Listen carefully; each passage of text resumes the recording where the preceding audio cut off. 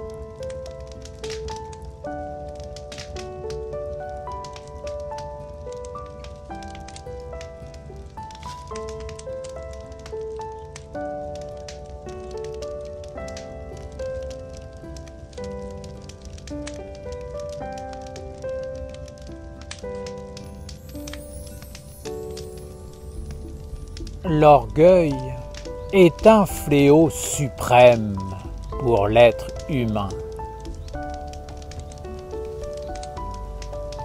Bien des hommes et des femmes, des spiritualistes et même des esséniens disent ressentir, entendre, comprendre à travers des perceptions subtiles d'un monde invisible, d'un autre monde. Pour nous, cet autre monde n'en est pas un. C'est le monde des hommes dans son autre aspect, dans son côté plus subtil. Pour le monde divin, ces perceptions sont sans fondement, sans sagesse, sans vie, sans expérience réelle, et donc sans vérité. Bien sûr, c'est une vérité pour le monde de l'homme, mais ce n'en est pas une pour le monde divin. En réalité, c'est l'orgueil, fléau suprême pour l'être humain, qui fait vivre ses perceptions en lui.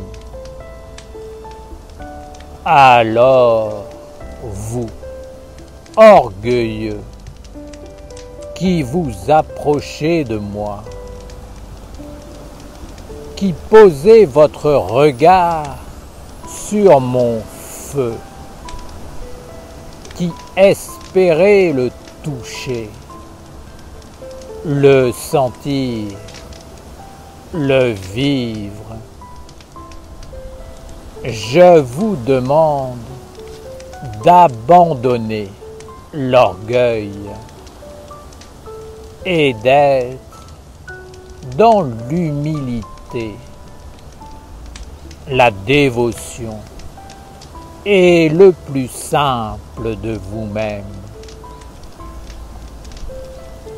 La question n'est pas d'apparaître devant le feu de Michael, mais d'être pur et clair.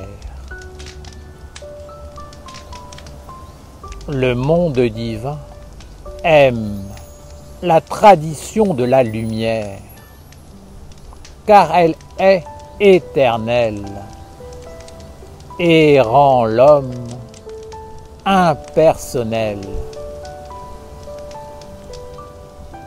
Elle en fait un serviteur et le protège de l'illusion spirituelle du monde des hommes, en lui offrant un corps stable et un discernement fiable.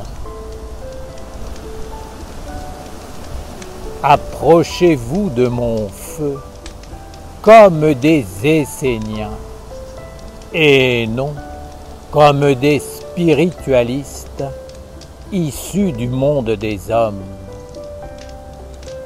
De tout temps, le monde divin a parlé aux Esséniens et non aux spiritualistes du monde des hommes. Les hommes sont compliqués.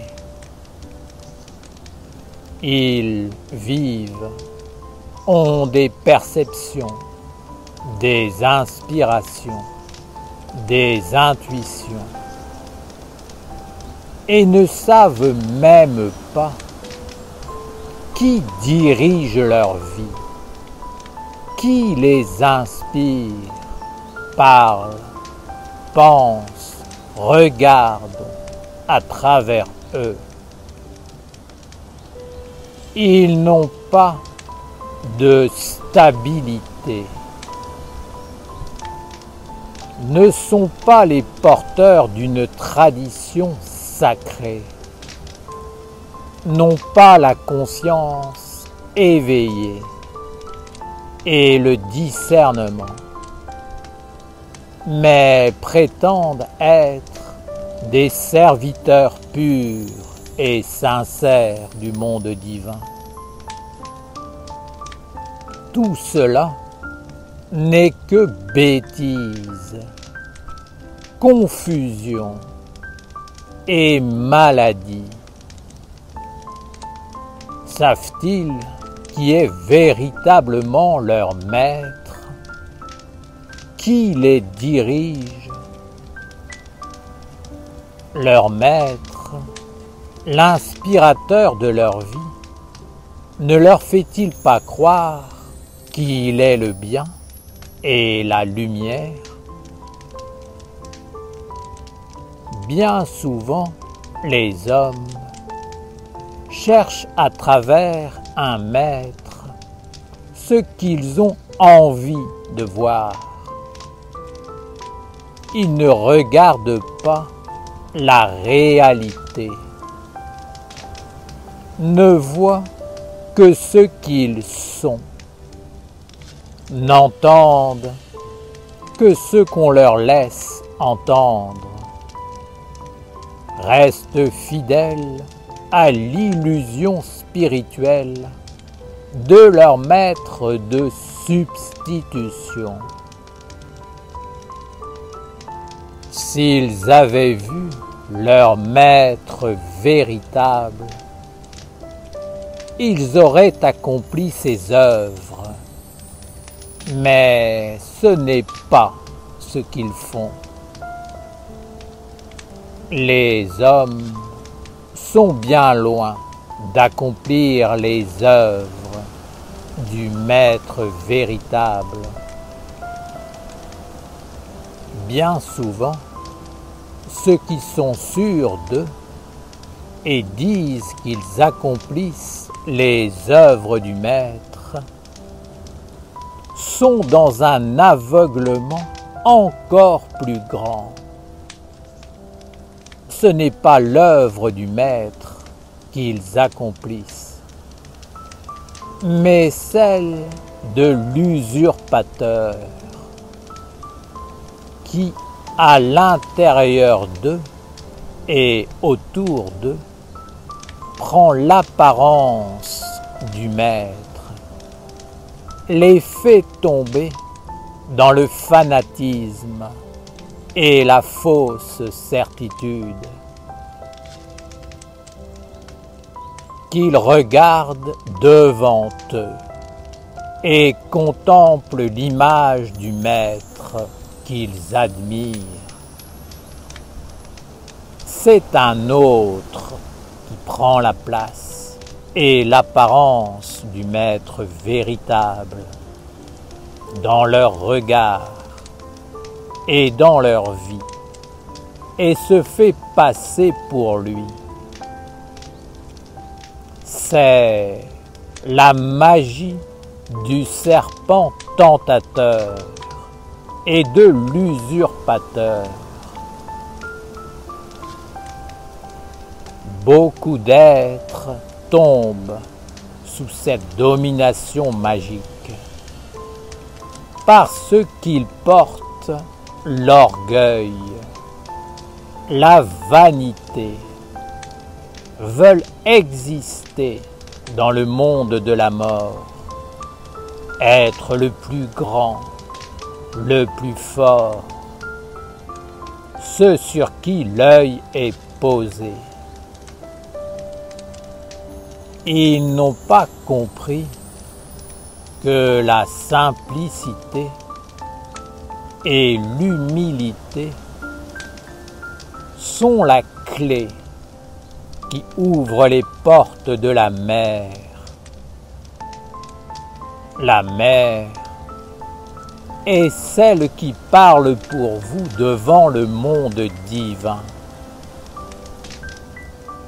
Bien des hommes se tournent vers la nature et disent qu'ils aiment la mer, les fleurs, les arbres, les animaux. Mais en fait, c'est une illusion qu'ils cultivent pour simplement exister dans un monde.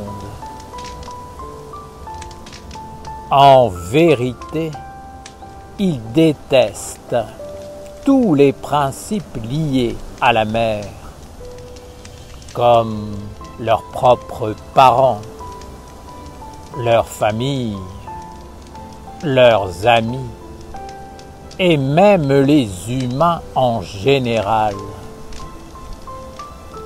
Ils ne s'aperçoivent même pas de l'illusion dans laquelle ils sont. et ils croient sincèrement à tout ce qu'ils racontent. Ils sont totalement possédés par un maître, par l'usurpateur, qui les détourne du véritable chemin. Ils ne travaillent pas pour l'envoyé du Père, le véritable maître, qui est l'ami des mondes, le véritable chemin, mais pour un autre maître, qui a fabriqué une image magique et a pris sa place, afin que le vrai chemin de la lumière soit fermé. Entrez dans l'humilité, la pureté, la vérité, et trouvez le chemin du Maître authentique qui vous délivrera des maîtres de substitution. Ne laissez pas cet usurpateur se glisser dans votre vie, s'insinuer dans vos actes, regarder dans vos yeux, parler dans vos pensées et agir à travers vos mains.